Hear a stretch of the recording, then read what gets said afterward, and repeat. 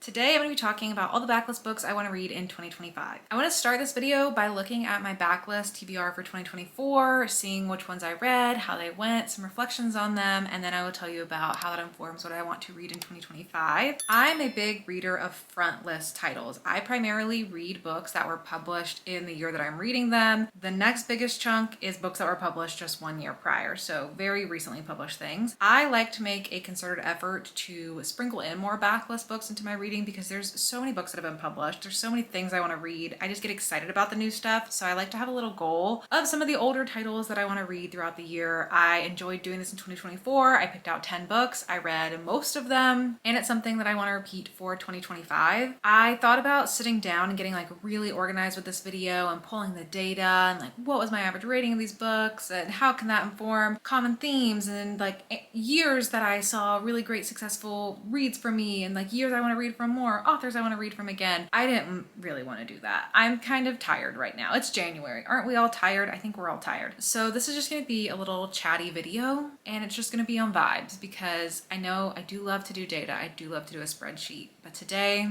we're just going to be chill. So first, talking about the 10 books I wanted to read last year, how many of them I read. So I was looking back at my video, and the backlist books that I had on my TBR included The Secret History. I did read that book. I did not like it. I Who Have Never Known Men. I read that book and I loved it. Out, which is very interesting because I think I read this book. This is kind of a crazy one. I don't know for sure if I read this book or not. I was doing something in my Goodreads recently and I was poking around doing something and this book was not logged. And I was like, why is that not logged? Didn't I read that book? And I read the description. I was like, yeah, I read that book, right? But then I couldn't fully remember what happened. And I was like, did I DNF that book? And then I tried to look back in my YouTube channel to see if I had anything. I looked at my reading log. I never put it in my reading log, my spreadsheet that I use.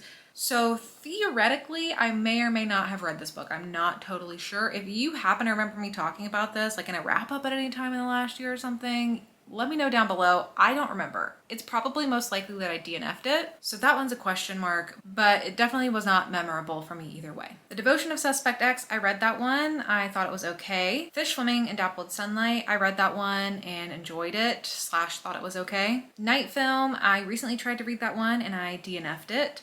Brother, I never got around to reading. The Library at Mount Char, I started this one on audiobook, but I wasn't getting into it, and so it's a softie enough. I might read it again sometime in the future, but not anytime in the foreseeable future sort of thing. Sometimes I Lie, I read it and I did not enjoy it. And then the Thursday Murder Club, I read it and I enjoyed it, and I ended up reading the rest of that whole series in 2024. So how fun is that? In general, when I was building my 2024 list, it was mostly just books that I had been interested in for a long time, authors I wanted to try, a few things a little bit outside of my comfort zone, but for the most part it was very much my comfort zone. It was also just getting caught back up on some popular books and genres that I read a lot that I hadn't gotten around to yet. It was just a very kind of predictable list for me. I feel like this year my list is a little less predictable. I feel my reading taste leaning a little bit more into different things. I've been really seeking more lighthearted, more funny, more sci-fi, more dystopia, just things a little bit outside of the mystery thriller horror box. 2024 was my big year of shifting my interest from thriller to mystery. I still very much am in mystery mode, but I think that 2025 is also going to be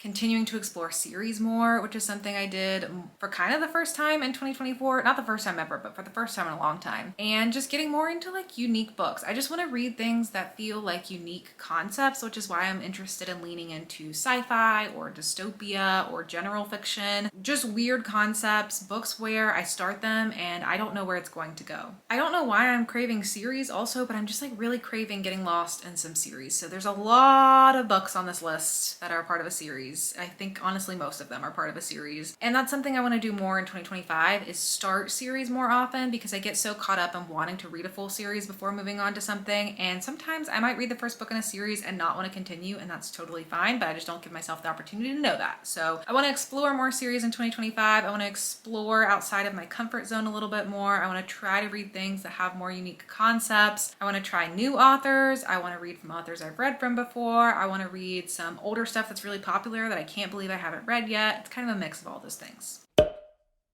First up is Beloved by Toni Morrison. This is the beginning of a trilogy, and this is a classic book that I hear people talking about a lot. I've never read from Toni Morrison. People love Toni Morrison. People especially love this book. It's just something I want to check out. I want to be in the know. I feel like it's going to be fantastic. I feel like I've only heard fantastic things about it. This is a spellbinding novel that transforms history into a story as powerful as Exodus and as intimate as a lullaby. Your protagonist was born a slave and escaped to Ohio, but 18 years later, she is still not free. She has too many memories of Sweet Home, the beautiful farm where so many hideous things happened, and her new home is haunted by the ghost of her baby who died nameless and whose tombstone is engraved with a single word, beloved. This does sound like it's going to be a sadder and more heavier book, and generally I'm looking for lighter things, but this is just one of those on the list that's like, it's very well known. People love Toni Morrison. I would like to be in the know. I want to check it out. And this was first published in 1987. Next is a book that's been on my radar for a long time. It just sounds great and I never make time to pick it up, so it's going on the list for 2025. I also feel like I saw a lot of people reading this and enjoying it, especially in the last 2 years or so. It's kind of had a resurgence recently. It was first published in 1994, and this is a sci-fi dystopia story that is about this world where people forget the names of things. On an unnamed island off an unnamed coast, objects are disappearing, first hats, then ribbons, birds, roses, until things become more serious. People are living in fear of the memory police, who are committed to ensuring that what has disappeared remains forgotten. When a young woman who is struggling to maintain her career as a novelist discovers that her editor is in danger from the memory police, she concocts a plan to hide him beneath her floorboards. As fear and loss close in around them, they cling to her writing as the last way of preserving the past. This concept just always has sounded so cool to me, and I'm specifically so in the mood for dystopian stories. I don't know if it has anything to do with the dystopia we're living in, but for some reason I'm just like really in the mood to pick up some more dystopian books, so this one will be top of my list. In 2024, I read my first long fantasy series by reading the Throne of Glass series. I would say that's the longest series I've maybe ever read. I wasn't someone who read like Harry Potter as a kid or Percy Jackson. That just wasn't what I was picking up. So I'm a late in life fantasy explorer.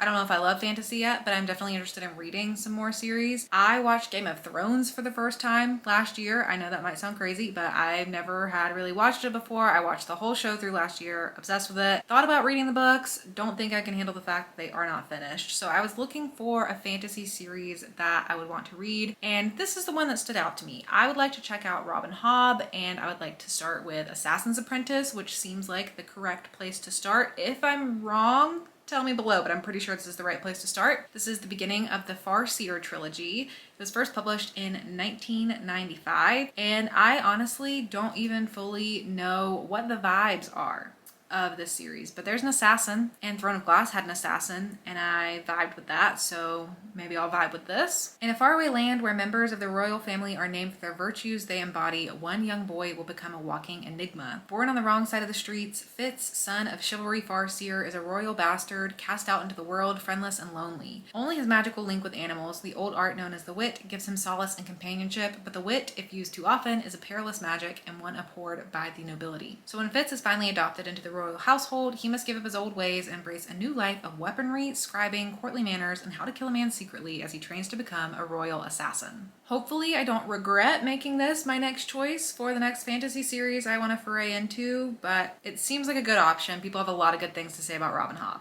Next up, the start of another trilogy. I would like to read Orcs and Crake by Margaret Atwood. I do plan on reading this whole trilogy in 2025. I actually have read the second book in this series before, and only the second book, because I was taking a course in college on environmental literature, and that book was on the list, and our professor was like, yeah, you can just read the second book. So I remember really enjoying that book at the time, and everything made sense to me, and I did want to revisit the trilogy at some point. I don't remember it nearly enough to feel like I have any spoilers or anything, so I'm going to be starting from scratch. This is a dystopian series. This book was first published in 2003. Orcs and Crake is at once an unforgettable love story and a compelling vision of the future. Snowman, known as Jimmy before mankind was overwhelmed by a plague, is struggling to survive in a world where he may be the last human and mourning the loss of his best friend, Crake, and the beautiful and elusive Orcs, whom they both loved. In search of answers, Snowman embarks on a journey with the help of the green-eyed children of Crake through the lush wilderness that was so recently a great city until powerful corporations took mankind on an uncontrolled genetic engineering ride.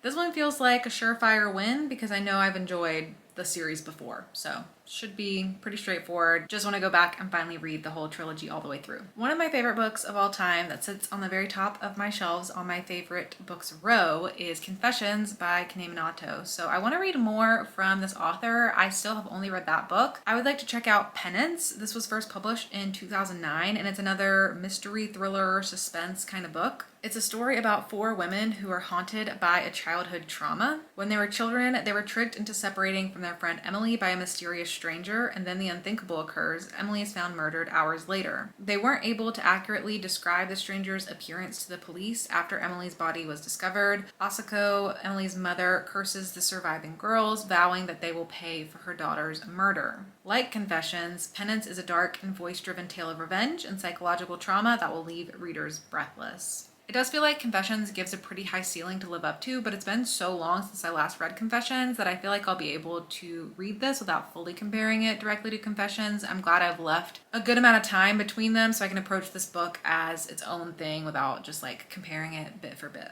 Sometimes I just want to cry, and for that reason, I'm putting The Song of Achilles by Madeline Miller on this list. This was first published in 2011, and this is a very popular book. It's a very popular TikTok book. It is inspired by Greek mythology. You're following Achilles throughout the story. I don't read a lot of mythology retellings, but I do really enjoy mythology. I like the concept of it. I like shows around it. It's just not something that I think to pick up a lot. This one's really popular. It's apparently very emotional. I'm interested. I'll give it a chance. I haven't read from Madeline Miller before. This was my first encounter. I could have chosen between like this or Circe. This one just felt like maybe where I wanted to start. It also has an incredibly high rating, an incredibly high number of ratings, and it is a queer story. So all of those things signal to me that this should be a good time. Another series I want to try to start is My Brilliant Friend by Elena Ferrante. This was first published in 2011 and it's been getting very popular recently. I actually didn't know until recently also that there is a show adaptation of this on HBO, and I considered just watching the show, but because of how many wonderful things people have had to say about these books, I want to try to give it a go and read them myself. I think this is a story about friendship. You're following Elena and Lila. I think the books span a lot of time. I don't really know. It's an Italian author. People say it's emotional. People get really invested in the series. It just was something that I thought would be worth trying. I think there might also be a show adaptation of this because there is a show on Amazon that I always see scrolling by called Magpie something, maybe Magpie Murders, but I want to try to read from Anthony Horowitz. I feel like I'm looking for some more British mysteries, some British crime after really just getting into Richard Osman last year. I generally feel like I have always enjoyed British crime and mysteries and thrillers more so than American authors. I don't know why. I just feel like that's the case. There's something about them that I love. I love to watch a British crime show. Almost all the detective shows I watch are just British crime shows. I can just watch the same kind of concept over and over and over again. I just love those stories for some reason. So I was looking for some books to add to my list, and this one ended up on there. It's the first book in a series, Magpie Murders. You're following Alan Conway, who is a best-selling crime writer. His editor has worked for him for years, and she's intimately familiar with his detective who solves mysteries, disturbing sleepy English villages. Alan's traditional formula pays homage to queens of classic British crime, such as Agatha Christie and Dorothy Sayers. It's proved hugely successful, so successful that Susan must continue to put up with his troubling behavior if she wants to keep her job. When Susan receives Alan's latest manuscript, in which Atticus Pund investigates a murder at Pye Hall, an English manor house, she has no reason to think it will be any different from the others. There will be dead bodies, a cast of intriguing suspects, and plenty of red herrings and clues.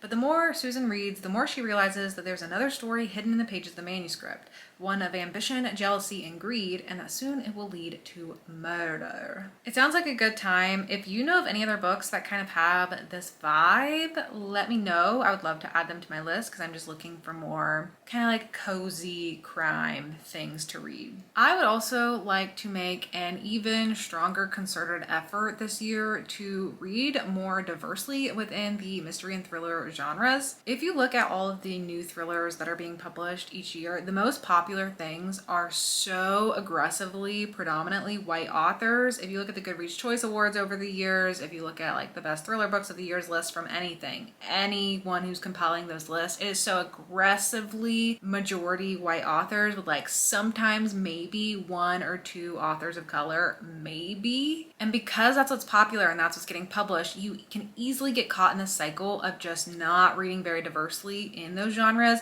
And those are my most read genres, and I like to prioritize reading diversely. It's just something that's important to me. So I've been doing some research, looking for some backlist titles. You know, there's nothing I can do right now about what's going to be published and what will be popular in 2025, but I'm trying to make a more concerted effort to just pick up more backlist books if that's what it takes to just be able to try to read some different stories, because also thrillers just like start to all read the same when you're just following a white lady living in a neighborhood and a cheating husband, and you know, it kind of just starts to all be the same suburban dramas over and over and over again. So anyways, one that I found is Light Seekers by Femi Coyote. This is the start of a series. It was first published in 2021, and this story follows a Nigerian psychologist traveling to a remote southern border town to uncover the truth about the murder of 3 university students in this original and fast-paced thriller. He gets called on to investigate the public torture and murder of 3 university students. He has no idea that he's about to be enveloped by a perilous case that is far from cold. Philip is not a detective. He's an investigative psychologist, an academic more interested in figuring out the why of a crime than actually solving it. But when he steps off the plane and into the dizzying frenzy of the provincial airport, he soon realizes that the murder of the Okriki 3 isn't as straightforward as he thought. With the help of his loyal and streetwise personal driver, Chica, Philip must work against those actively conspiring against him to parse together the truth of what happened to these students. A thrilling and atmospheric mystery and an unforgettable portrait of the contemporary Nigerian socio-political landscape, Light Seekers is a wrenching novel tackling the porousness between the first and third worlds, the enduring strength of tribalism and homeland identity,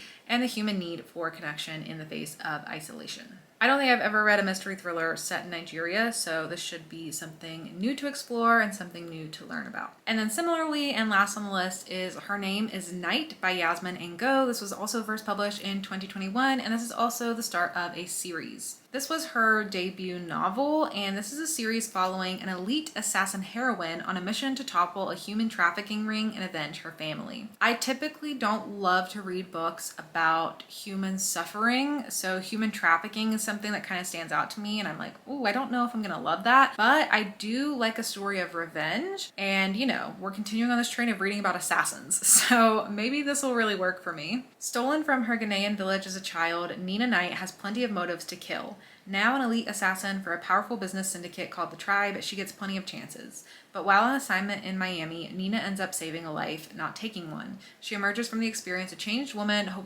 finally hopeful for a life beyond rage and revenge. Tasked with killing a man she's come to respect, Nina struggles to reconcile her loyalty to the Tribe with her new purpose. Meanwhile, she learns a new Tribe council member is the same man who raised her village, murdered her family, and sold her into captivity. Nina can't resist the temptation of vengeance, and she doesn't want to. Before she can reclaim her life, she must leverage everything she was and everything she is to take him down and end the cycle of bloodshed for good. This also has a pretty high average rating, 4.32 with 12,000 ratings, so it seems like people really enjoy this one. Like I said, I love a story of revenge, so hopefully it'll be a good time. And that is it for the 10 backlist books I plan to read in 2025. Let me know what you think of my list down below. Let me know if you have any backlist books on your eye that you are hoping to read for next year. And you can let me know which ones you are most excited to see me read. That's it for me. Thank you so much for watching, and I'll see you all in my next video. Bye!